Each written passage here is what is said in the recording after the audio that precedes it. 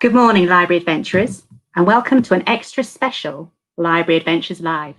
My name, at the moment, is Kirsty. Keep watching as the show progresses. My name might mysteriously change. And I work for Kirklees Libraries. Every now and again, we decide to give you an extra special Library Adventures Live, LAL.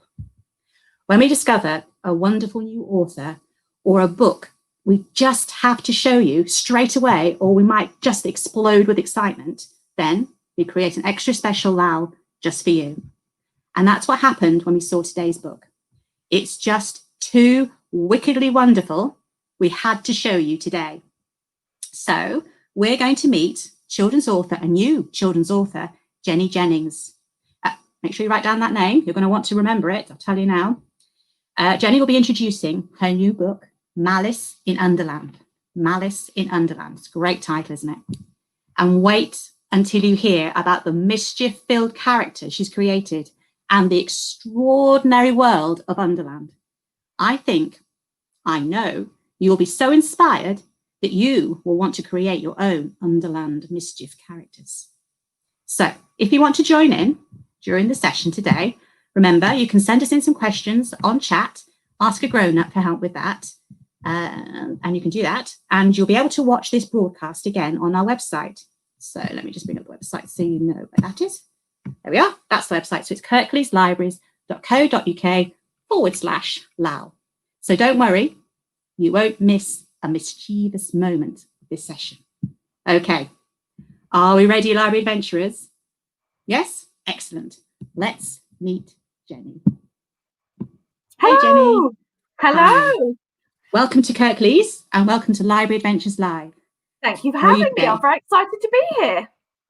Wonderful. And I'm just going to mention now, because I absolutely love the backdrop behind Jenni. Do you see her wonderful autumnal, Halloween-y, spooky? There's lots of conkers and pumpkins. Perfect. Wonderful stuff. Excellent. So, Jenni, let's get on, because we've got a wonderful book to tell the children about today. So could you tell us a little bit about yourself and your book, Malice in Underland? Yes, so my name is Jenni Jennings, and Malice in Underland is my first book that I've written. So it's this here, which is on the screen now. It's about Malice Malign, and she lives with her family in Malignant House, and they are a family of mischief makers. So they are required to make mischief among the Topsiders, which is you and I that live, Topside. They are employed by Underland, the Underlanders. They are the ghosts and ghouls that live below ground. So they are employed to really just cause a lot of trouble up top. So, one thing they don't like is books. They don't like bathing, and they don't like helping. So, unfortunately for Malice, she likes all of those things. She's very keen on a bath and a book, sometimes at the same time. Wonderful. We too like books. However, I've got a feeling we've got a lot of people watching today that like a little bit of mischief as well. I bet, Jenni, don't you? Wonderful. So let me just get up my lovely slideshow here so we can see. Let's have a little look. So, Jenni, could you tell us, so you've mentioned just a little bit there about some of the characters in your book. Could you tell us more? So I'm going to bring up the slide now so we can see. There we are. So you are a baker, is that right, Jenni? Yes, so for many, many years, I was a baker. So I made cakes all day long, every single day. So when I was thinking of making Malice, of how I would create her, I sort of thought about doing it like a recipe. How would I, if she was a cake recipe, how would I make her? So I would put into Malice all of my favorite things, those favorite elements. So she had some Wednesday Addams, dry humor, because everyone loves Wednesday Addams. A pinch of plucky Pippi Longstocking. So Pippi Longstocking used to tell the most enormous whoppers, but she was also very brave, and she was never put off by a challenge. A sprinkling of Nancy Drew's inquisitiveness. Now, maybe some of you won't remember Nancy Drew. She was around when I was a little girl, and she was like a girl detective. And she was always getting into all sorts of nonsense and solving mysteries. So Malice had to have a little bit of Nancy Drew in there. And then a cup of Elizabeth Bennet sass. Elizabeth Bennet is from Pride and Prejudice. So she was a lady from many, many years ago who wore, you know, the whole long dress thing and had to be very prim and proper. But she also liked to get her own way and speak her own mind. And I wanted Malice to be a girl who could speak her own mind. And she absolutely is. I love Malice as a character. She's her own person, and I love that some of the adults in the book are follow her lead quite often as well. Uncle Vex, who we'll come on to. I love the relationship with her uncle, Uncle Vex, and actually, who's in control? Who's actually leading the way? I think it's Malice. Wonderful. So I've just hinted at more of the characters. I'm going to bring up the next slide. Are we ready to? Can we introduce the viewers to some of your other characters that reside in the wonderful Malice and Underland? Let's see who else we've got. Here we go. So we've got Malice, who we've just talked about. She likes, you know, bathing, books, mystery solving. She likes puzzles. She's always doing puzzles with Grandad all the time. So crosswords, those word games, anything like that. The thing with Malice is her nana is a witch. She's a ghost, but she's a witch. So, you know, Malice has got a little bit of witch in there as well. And Grandad likes to help her with her homework and her puzzling. Then we've got Ma. Now, Ma does not like bathing. She likes to keep her ears behind her ears very dirty because she likes the earwigs to have somewhere to nest. She does not like homework. She really doesn't approve of it. She likes swag. She's very good at stealing. She has an oversized bra so that when she's out stealing, she can keep all the jewels in there. And she's an expert at making stink bombs, which is, if you're in the Malign family, that's very important. And then we've got Pa. He smells a bit, to be fair. But he's good at heart, really. But he does think of himself as quite an expert businessman. I'm not sure he's quite as good as he thinks he is. He feels like he leads the family, but I'm not sure he really does lead the family. So yeah, I think Pa's got hidden depths, really. Yeah, Brilliant. Okay, so that's the first three characters. Yeah. There's some good ones there. I love the earwigs behind the ears. Lovely. Who else have we got? So we've got Seth. Now, Seth is not part of the Malign family. Seth lives up the road.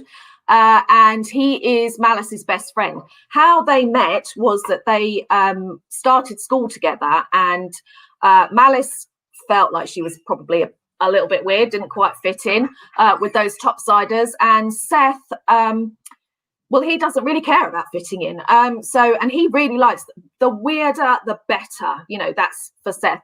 So obviously when he met Malice, he was like, whoa. So they get on like a house on fire. Seth is always up for an adventure. He is very kind. He is one of the few humans that Grandad will let see him. So because ghosts don't normally let people see them, but because Seth is such a good all-round guy, Grandad lets Seth see him. Seth is also very good on a bike, which is good. I wish I was as good on a bike as Seth. And then there's Antipathy Rose. Now she is Malice's little sister. She's good at mischief. She has got very, very sharp teeth.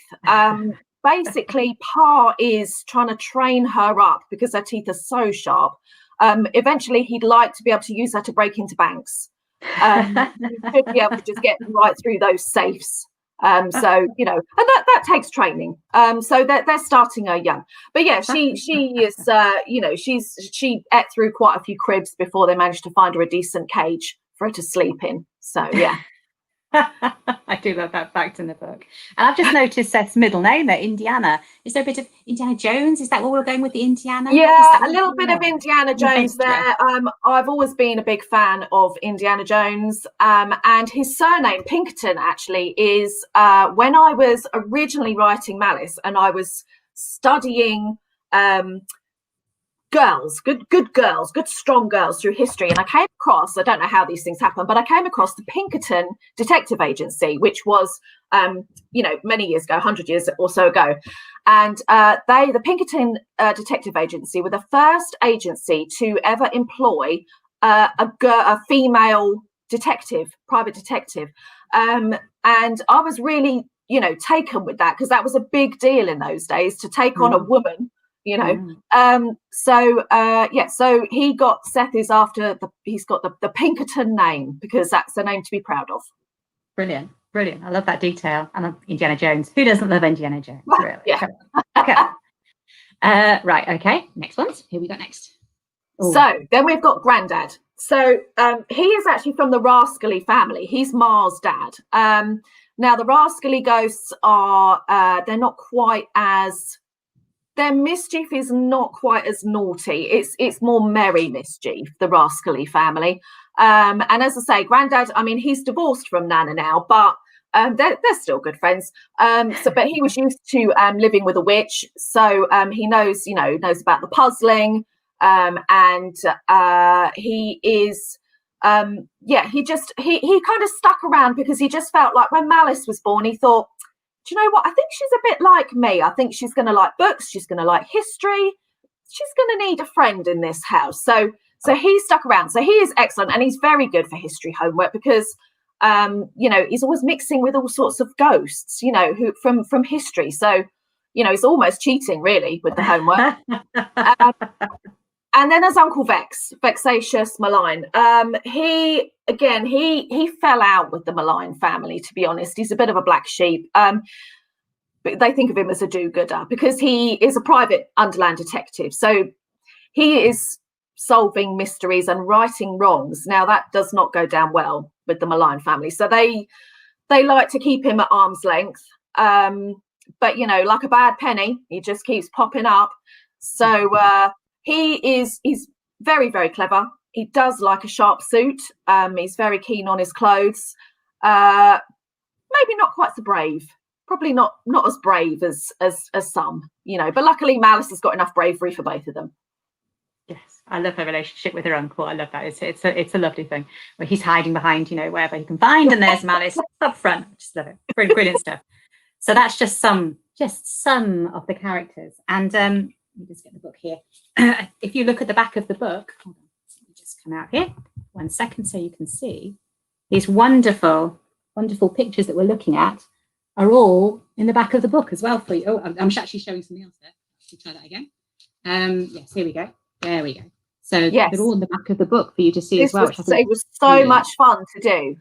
Much fun. It was like an added extra. It was just as if I hadn't had enough fun writing Malice and Underland. Then they said, would you like to do some character sort of top trump cards? I was like, yes. So yeah. That's exactly what it's like. I love the top trump cards at the end. You just, when you finish the book and think, oh, I finished. And then you get this little treat at the end where you can read more. And it's like, brilliant. I love it. It's a great detail. And this is an absolutely beautiful book. I mean, I'm just going to open up a little bit for those of you that haven't had a chance to see this, but it's even got a hole in the middle. So done by Hannah Peck. So she is an illustrator and she is so good. And actually she had such a lot of say in the book. So originally this cover, so Hannah designed this cover, but then she originally designed it to be like this dark sort of bluey greeny colour, and we were we love it, and we did. And then she said, you know what, I've changed my mind. I think it should be Halloweeny colours. Do you mind? And we were like, do you know what you're talking about. So she did, and it was just awesome. So it was completely the right decision. But yeah, she's so clever. It's a little bit like she climbed inside my brain and then just plucked out those characters. She knew exactly how I saw them, and yeah, she put that in the book. Just to give you some, the illustrations are absolutely awesome all the way through the book. It's absolutely a part of the book, isn't it? The illustrations. Yes, sometimes absolutely. You think, but this, oh no, it's brilliant. Yeah. Great relationship with Hannah. We'd love Hannah to come on at Library Adventures Live. We'd love to meet her. Wonderful illustrator. Wonderful. Anyway, so that's just some of the characters, and so if you read the book, there's obviously you'll find out more, and at the top trumps at the end there's even more of the characters, and there are some fantastic characters to be introduced to. but the world that you've created as well in Underland. I quite like the relationship with Topside, because Topside it's a bit like now, it's a bit like us, but with the kind of little differences, isn't it? With the Topside, with the Underlanders and the mischief families and things. So little elements we don't recognise, which I quite like. That kind of, oh, is that really going on around? So keep watching, people. But Underland is fantastic. So would you mind telling us a little bit about how you created Underland, that wonderful world? Yes. So everyone has kind of a favourite thing. So my favourite thing is I like castles, I like Victorian Gothic, I like turrets, that kind of Sherlock Holmes. When you see things with Sherlock Holmes and you've those old Victorian streets, but still they've got the old Tudor buildings as well, and it's cobblestone. So in my mind, Underland was like that. It was like I had a sort of an idea of like a Victorian London, with all the mud and the clip-cloppy horses and, all of that, the top hats, the works, and the urchins. And so quite Dickensian, in that way. And then I think from there, it was just like, well, if you've got this street, it's a little bit like when you've got if you think about your own town. So you might have round the corner, you've got the park, up the road, you've got the shops, you've got the library, the other end, you might have the beach, and so when you're building your world in your book, in your story, you're building it in the same way. What might be if we went down this Underland road? They're probably going to need some shops. They're probably going to need to buy some clothes. They're going to need to eat some mouldy veg. Have a disgusting pie at some point. So it was a case of putting all those things that you might expect to find, but in your own version of that land. So so it was very Victorian, and then I built on that, and the characters all kind of, they come into that as well. Although obviously they're dead because they're ghosts, but they're living under there. Yeah, absolutely. Shall I bring up the little some of your shops here, haven't we? Yes. Yes. So the witches, they are Miasma and Blight, and their sister as well. They own the Be Careful What You Wish For Emporium. They sell wishes. They're not very good wishes. I wouldn't recommend buying from them. They, as with most things in Underland, it's probably you're not going to get the result that you'd hope. But it's good fun. You can buy wishes for, revenge, or just, envious wishes, or all kinds of things. So that's a good shop. That's in the haunting quarter. So it's the haunting quarter of Underland is a little bit more, a little bit more nefarious. Maybe you've got people who are a little bit more shady in the haunting quarter. Then you've got the Vengeful Brew. That is where Belladonna, she owns the Vengeful Brew tea rooms. She is marvelous. She is French, very glamorous, excellent at making poisonous jams and curdled cream teas. She has a wide range of poisons that you can add to any tea you like. So she's very good. Then you've got the Malign Haunting Agency. So the Malign family, obviously when they're Topside, Ma and Pa are out robbing, mostly collecting swag and causing mischief. But their other business in Underland is the Malign Haunting Agency. So what they do is they employ the really dastardly ghosts in the haunting quarter and then they put them in nice houses up on Topside to scare the bejesus really out of the tenants in the houses on Topside. Obviously every town needs a pub, so we've got the King's Head. He's a jolly sort, just the head, obviously, no body, but he's a good sort. Very in love with Queenie, who you will meet if you read the book. And then you've got Lethal Legumes. That is a coffee shop. Is run by two vegan vampires, Vlad and Lilith. So you can rest assured that they won't bite you because they are vegetarian. So it's fine. Wonderful. You've had so much fun. This was fun. This was a fun book to write, wasn't it, Jenny? It was so much fun. I've just had the time of my life. Absolutely. I have to say, you can tell as well when you're reading it, it's exuberant. It's exuberant is the word I would read. That's what I would say. It's just so much fun. And when you read it, and you really must read this book, guys, what I loved was that you turned everything on its head. So mischief was the kind of the good thing. That's what we're aiming to be, was be mischievous and a little bit naughty. And being good was kind of that was the thing that was frowned upon. So it's a lovely twisty turny world. I love that element of it.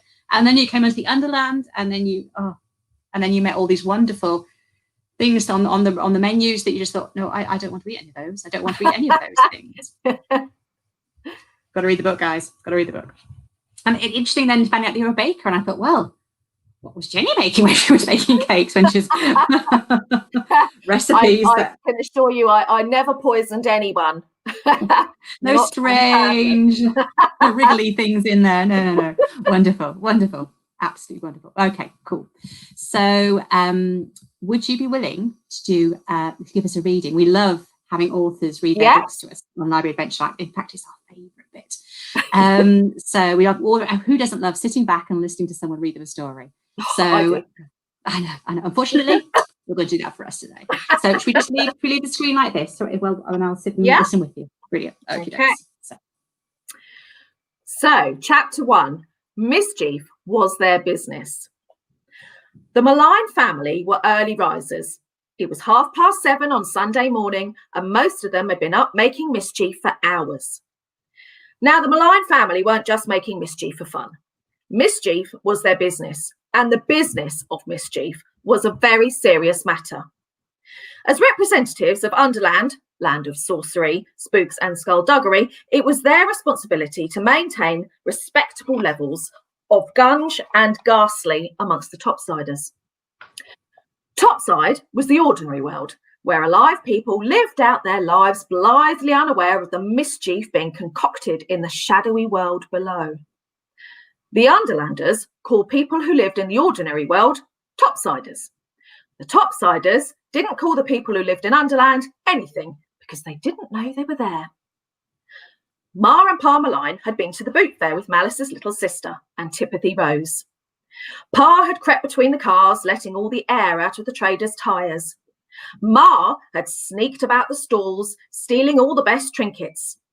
Antipathy Rose had sat cooing in her pushchair, biting passers-by who stopped to admire her. It was a perfect morning of mischief. Malice Malign, on the other hand, had stayed at home. She had promised to catch up on her mischief-making later. So while her family were out robbing and biting, Malice was secretly reading. I say secretly reading because Malice's parents didn't approve of reading one bit, unless it was to read maps pertaining to buried treasure, of course. Malice had also had a good long bath soak in the bathtub. She would keep that a secret too. Ma was a great believer in the virtues of minimal bathing. She liked to keep behind her ears good and dirty so the earwigs had somewhere to nest. The rest of the family returned, laden with loot, after a hard morning's mischief. A large bag of swag spilled out over the kitchen table. Ma stood at the sink, buffing a monolithic moonstone ring. Her tights fell in baggy wrinkles at her ankles so that her stick legs looked like turkey necks. Every few seconds she would jump and shiver and let out a squeak as droplets of icy water from above dripped down her back. "That's enough, Grandad," Ma yelled, banging her hand down on the draining board. "I know it's you." Malice mooched into the kitchen. "Oh, Malice, that wickedness," cried Ma. "Tell Grandad to pack it in, will you? He's made himself invisible again." Malice looked up. In the far corner of the kitchen ceiling, squished up above the sink and giggling, was her favourite ghost in the universe, Grandad. Grandad was dipping his hand in and out of a glass of iced water and flicking drops to drip down the back of Ma's neck. He had a mischievous grin on his crinkly face. "Hello, Grandad," said Malice. Grandad hadn't made himself invisible to her. Hello, Ducky, said Grandad, looking down from the ceiling. Fancy a game of poker later? Absolutely, Malice grinned. You won't beat me this time. Grandad grinned back and flicked his wrist again to let loose a shower of icy water down Ma's collar. Ma screeched. Ma wants you to pack it in, said Malice apologetically. She knew Grandad was just having a bit of fun. I'm not deaf, said Grandad. I'm ignoring her on purpose. All the same, said Malice. It's probably best to give it a rest. Grandad sighed. All right, Duck. Duck, or Ducky, was Grandad's pet name for Malice. But only because it's you what's asking. This house used to be fun, he added sulkily, and disappeared up through the ceiling. I'll see you later for poker, floated Grandad's disembodied voice. Wonderful. Wonderful. Thank you so much. I'm just going to carry on reading. I have to say, I did sit when I was reading it. It was a one sitting book for me. It was love the characters, and I really loved the relationship with Malice and her granddad as well. I thought it was lovely. This that that they spend time together, and he helps with the homework, and they're playing the games as well. I thought it was a lovely. I made me think, we still play games with our grandparents as much as we could. I just love that. Okay. We've had some lovely comments coming in. I'll share in a second with you. Right. So, are we ready for some questions, Jenny? Yes. Wonderful. Let me just ones we've had something already. Oh, they're down here. There we go. Too many bits of paper. There we go. Right. Okay.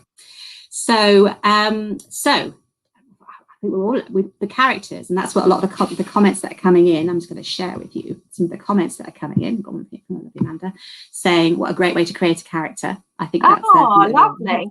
Isn't that lovely? Yeah, and we've got another one from lovely Leah as well, saying love the colourful characters, and I think that's absolutely they picked up on absolutely. And then Amanda's come back and says I think it's the name Antipathy Rose is fab. It is. It's my yeah. When you add the rose on the end, it just makes it cute, doesn't it? Yes, that's it. It's the mixture of good and bad together in one name. It's brilliant. So much fun. This is what I mean. You've got to read this book. It's so much fun, people. And this is what I would say, that the things that really leapt off with the world that you created, with the characters and the relationship with the characters, which is just lovely. So do you have a favourite character? Do you have a favourite character that you created? Are you allowed to have favourite characters as an author? I don't know. I think I am a fan of Belladonna. I think she's just so cool, and I think I'd like to have been that cool, just once. So yeah, I think probably life goals would be life goal to be Belladonna. Wonderful. And do you especially with Malice? Are there any characters that you've got that you've put some of yourself into? Is there any of the characters that you kind of use your own traits or that you see yourself in? Answer carefully. Some of these are full of mischief. Yeah, well, yeah. I was very lucky because I didn't have any trouble reading books when I was a kid. My parents were like, read books. So that was fine. But I think there is that feeling that I think probably everyone gets, which I think is what I wanted Malice to show, was that everyone feels a little bit weird. Do you know what I mean? We always think, I don't know if I fit in, or I don't know, does everyone feel like that? Or, and those doubts. And I think, so I think I wanted to put those feelings in there, because I think that it's not until you maybe get a little bit older that you realise, actually, everyone's a bit weird and they're all feeling the same, and that's okay, because being weird is pretty great. So yeah, I think, and one of the things they're not helping was I've got a friend who I do dearly love, but she always says, this is my house, this is my kingdom. And I think, and that was, it's not that she doesn't help people, she does, she's lovely, but it was just, that line is so good. This is this is our kingdom. And I kind of like that, so that had to go in the book. Oh, now then, so we've had other authors telling us this about, we've been asking over the past, because we've had this Cosmere Festival going on at the moment as well, which is a sci-fi and speculative fiction thing as well. And we've been asking about that, about how much authors pull in from people that they either meet briefly, or things that they hear on the bus, or things that friends or family say. So do you find you're doing that, or does it all just, most of it come just from inside your head, or do you notice yourself picking something that you've heard or seen? Yeah, I think maybe some things will, so I think it's things that spark, they like, something will happen and it will spark an idea, or or something. I mean, like my friend the other day, she was talking about she was worrying about the world, and she was crocheting to help her get over her worry about the world. And she said, oh goodness, she said, well, the thing is, I was just taking a trip down Worry Guts Lane, and I was like, oh, that is awesome. Brilliant. And things, and every now and again you just hear something and you think, that's magnificent. So I wouldn't be surprised if Worry Guts Lane might turn up in a book somewhere. I think it has to. I think, yeah, absolutely. I wander up and down that one quite a lot myself, I think. Absolutely brilliant, Worry Guts Lane. Isn't that great? It's just this, yes, absolutely. Where we all lose language without realising it sometimes. It's very creative, isn't it? So one of the tips that we had, we've had lots of authors on Mal coming to talk to children at Kirklees. And a lot of them have said about having a piece of paper or a notebook and a pen when you're out and about, so that if you hear or see something that you can just make a little note. Have you ever done that, or have you just relied on your memory to?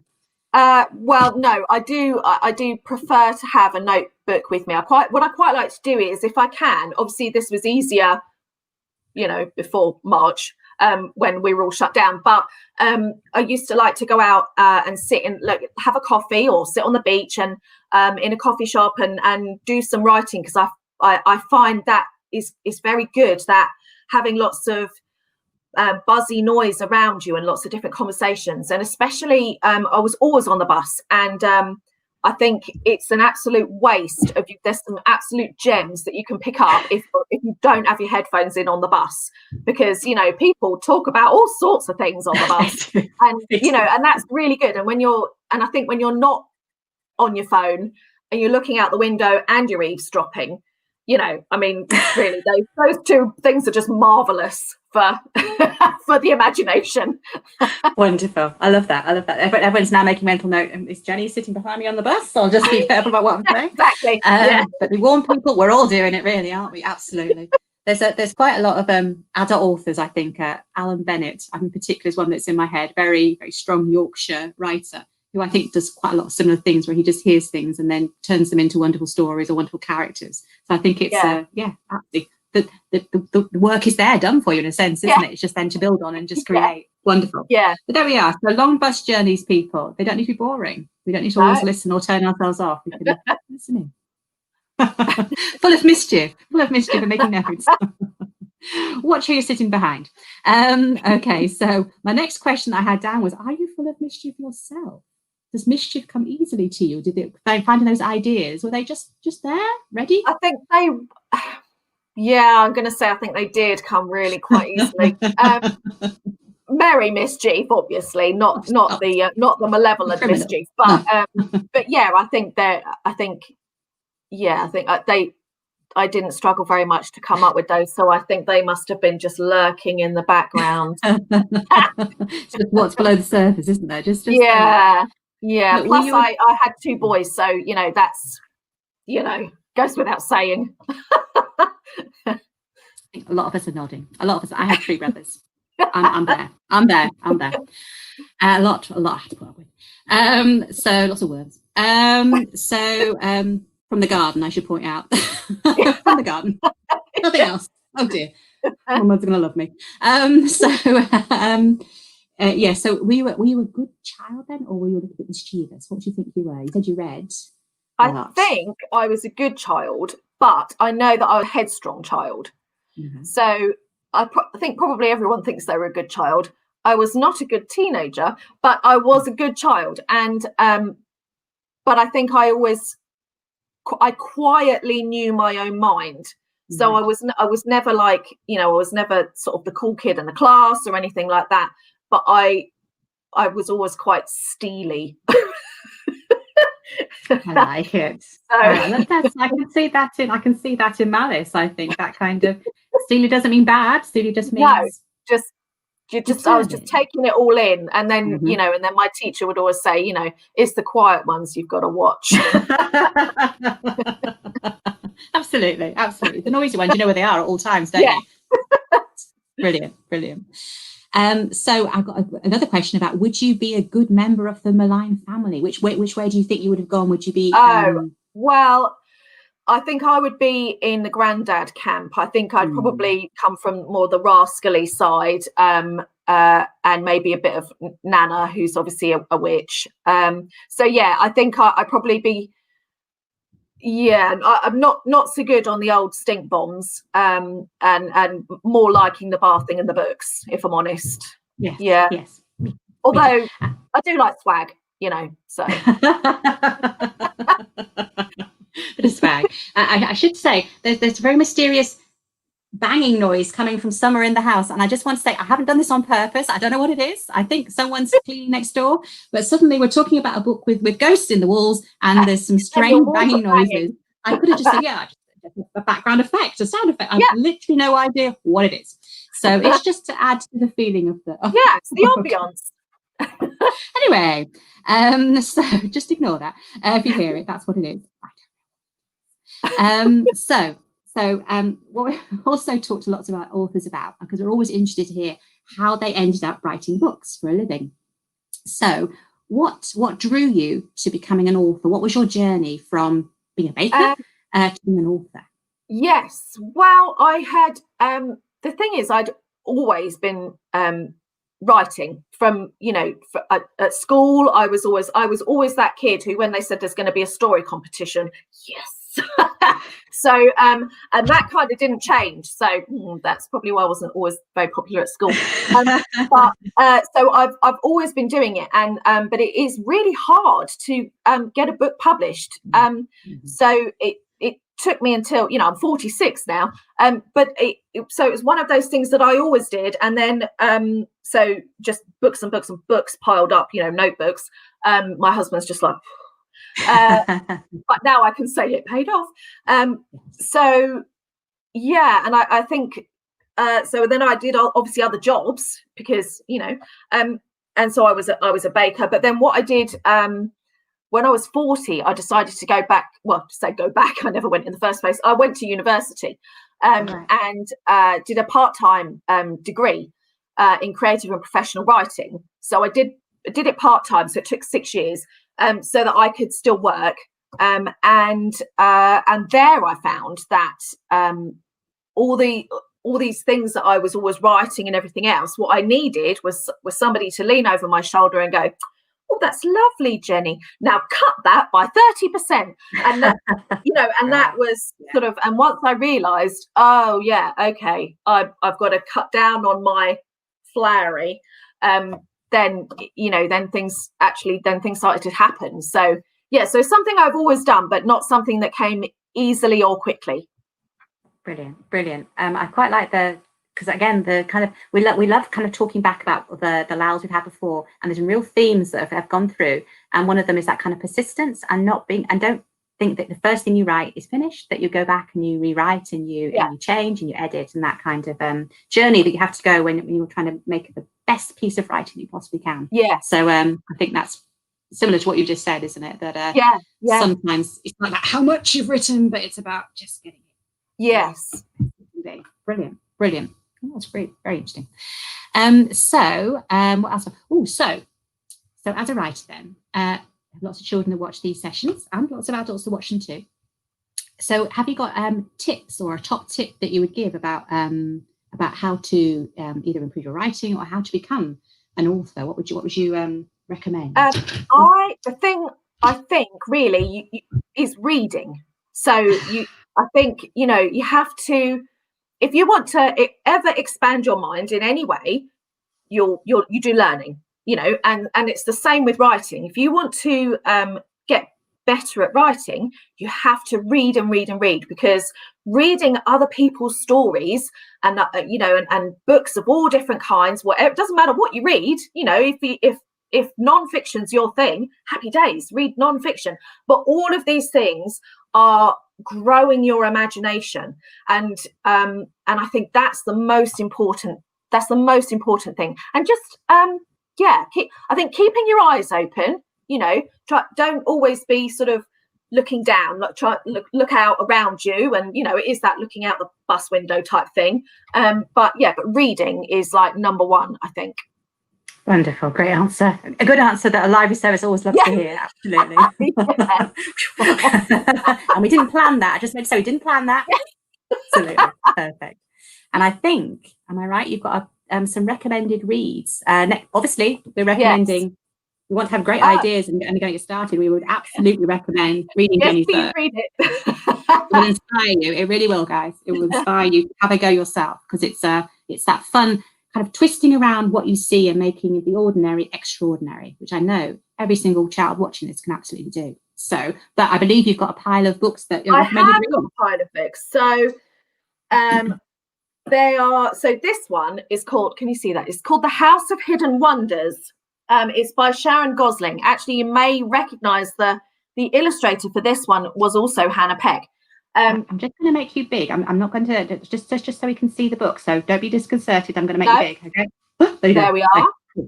Wonderful. So yeah, House of Hidden Wonders, and it's set in Edinburgh, and it's a group of children who live together underneath the tunnels of Scotland.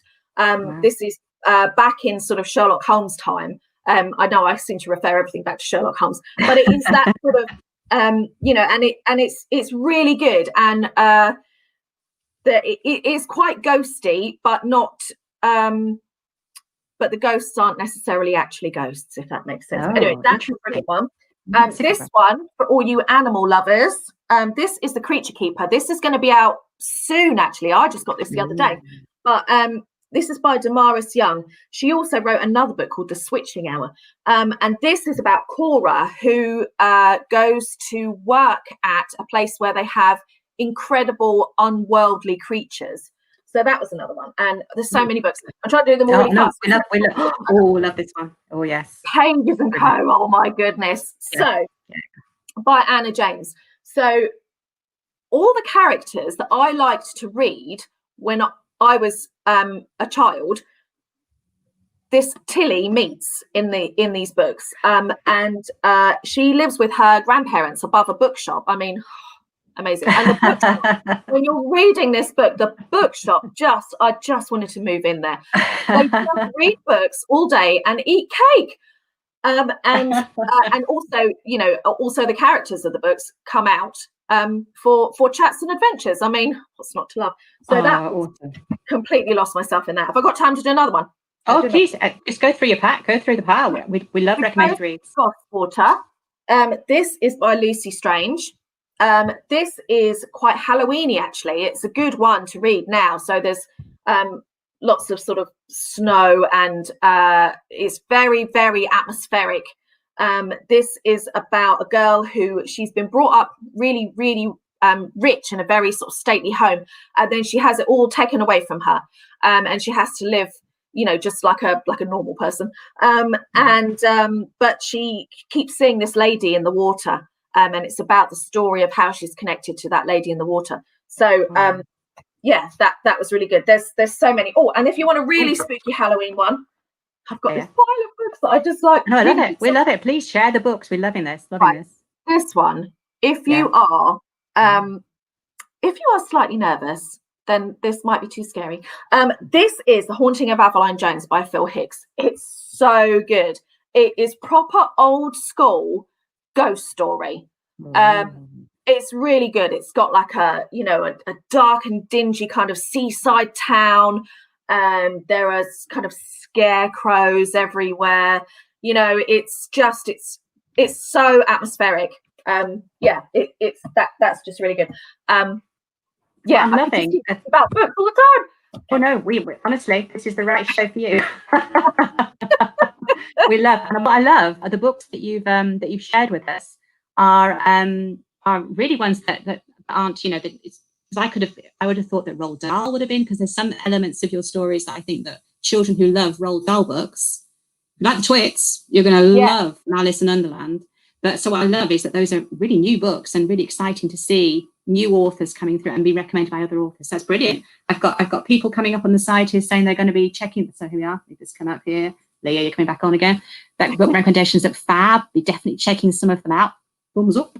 And Leah's also come on to say that old school ghost stories are her favourite too. Oh, so I love them. We're loving the recommendations. Very generous of you to recommend. wonderful. I've changed my name. I'm not explaining. I just saw that, pesky sharp tooth. I am Viper Death Stalker, just for your information. Is that what you is? You are Viper Death Stalker. Yes. We'll explain in a moment. Wonderful. Let me just see. Have we got any more questions that have come in? People are loving the interview. They think it's gone really well. They're really interested and loving your works and the recommendations as well, Jenny. It's all all full of love. All full of love. Wonderful.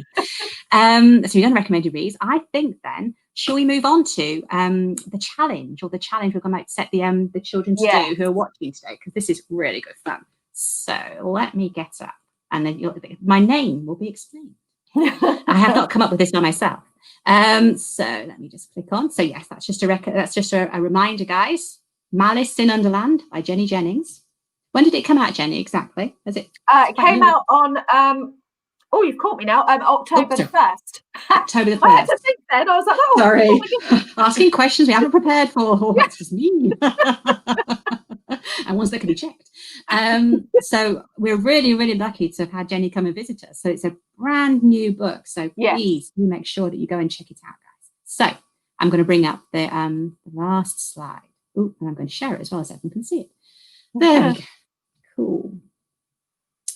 So this is one of the challenges, isn't it? That where they can make their own Underland names. So is this how you created the names of characters in the book? I love Actually, no, this isn't how I created them, but the guys at Scholastic they've been so on board with all the the wordplay and the names and everything, because the names are so important, such an important part of the book, that they wanted to come up with a way that everybody could have an Underland name.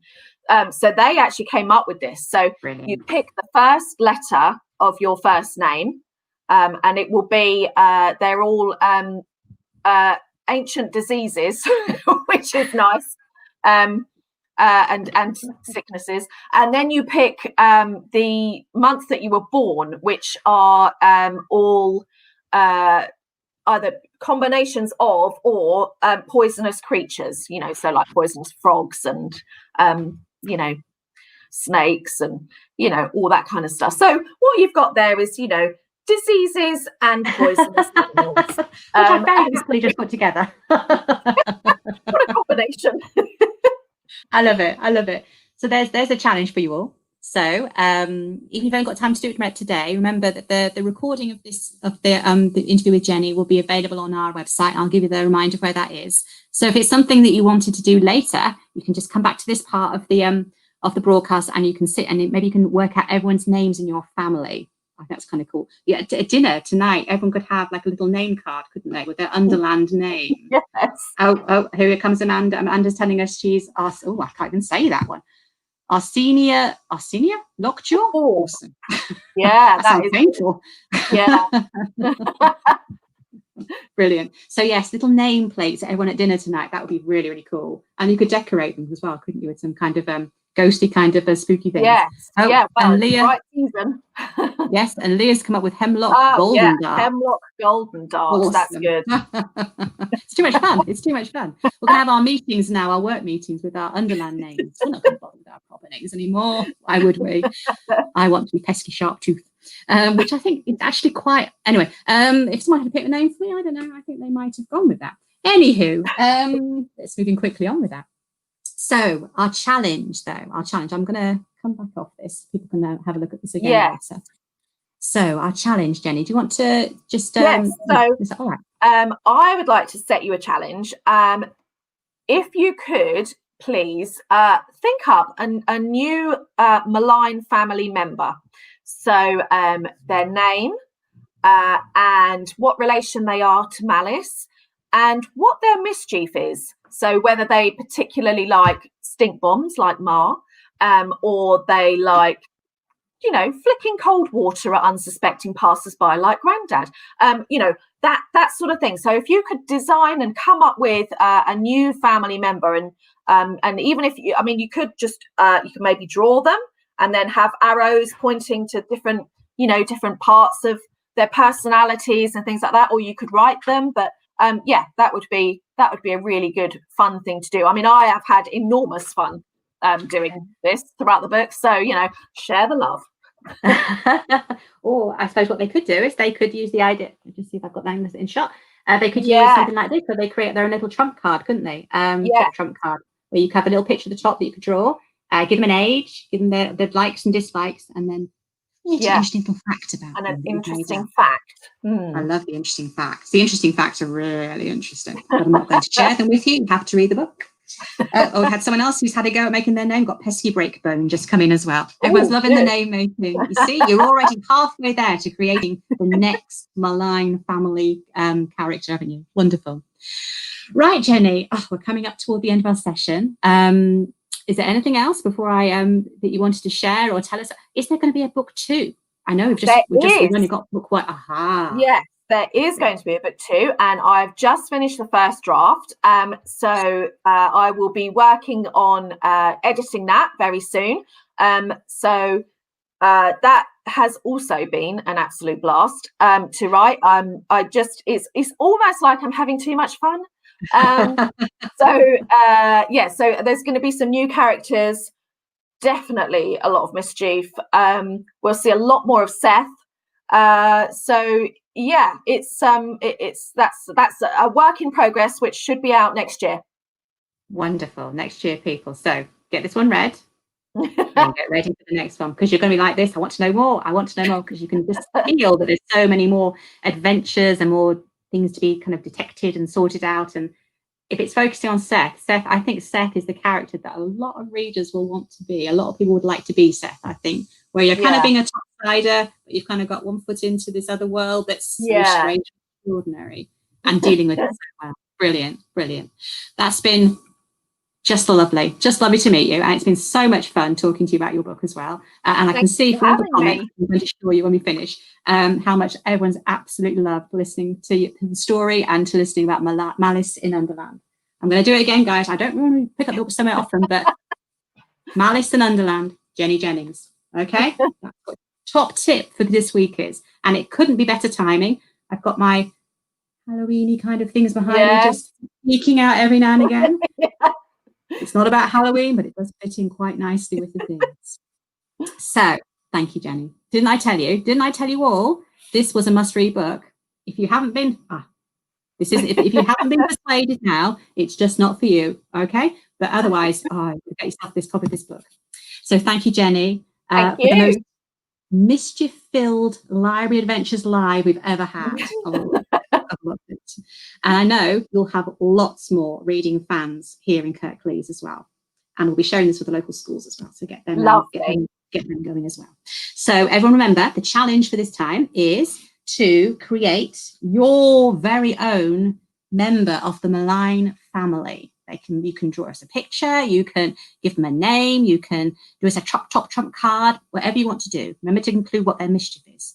And if you want to, if you send them into us at lal@kirklees.gov.uk, then we will put them onto our website so that everyone can see, and we'll share them with Jenny as well, because I bet she'd like to see them too. Do. I can't wait to see them. That's really exciting. Yeah, brilliant. So so if you want to, and we'll put them onto this website, this is where you'll be able to see the video for today. It's on our YouTube and our Facebook sites as well, but you can find all the links on this website. So kirkleeslibraries.co.uk/LAL. Okay. But yeah, do send in your ideas. We'd love to see them. And I know how creative these children are, Jenny. Oh yeah. They've already got lots of creative ideas flinging around their head. Mischief. I'm thinking I can do that. Wonderful. Now, so next week we're back to our usual slot on Tuesday at 11 o'clock. Okay. And next week we're going to be joined by, and I've had to write this down because I think it's fantastic, by rock star poet. Oh yeah. Matt Goodfellow, rock star poet. Now watch to find out, with a session called Bright Bursts of Colour, a Poetic Adventure. Sounds awesome. What if cats had flavoured fur? Well, that could be in your book, Jenny, couldn't it? That's amazing. It is, isn't it? Or if you swallowed the sun. Poems can be about anything. That's what Matt's going to be showing you. So get inspired and join us next week. You can check out our website, the same address that I've just shown you, to find out more about that session. Okay, 11 o'clock next Tuesday. Sounds really cool. That does sound really good. Do you think ginger cat's fur tastes like toffee? I'm already thinking about what different cats' fur tastes like. I love that. I love that. Oh, now you see if you had a. Oh, yes. There's some that look a bit like a humbug, don't they? Anyway, so things to think about. We're already off and running. So brilliant. So join us next Tuesday at 11 o'clock, Matt Goodfellow. This has been an absolutely fantastic session. Thank you so much, Jenny. Thank you. And we're going to say goodbye, and we're going to end with a little video this time. So thank you, everybody. Bye-bye for now, and we'll see you next week. Thank you for joining me.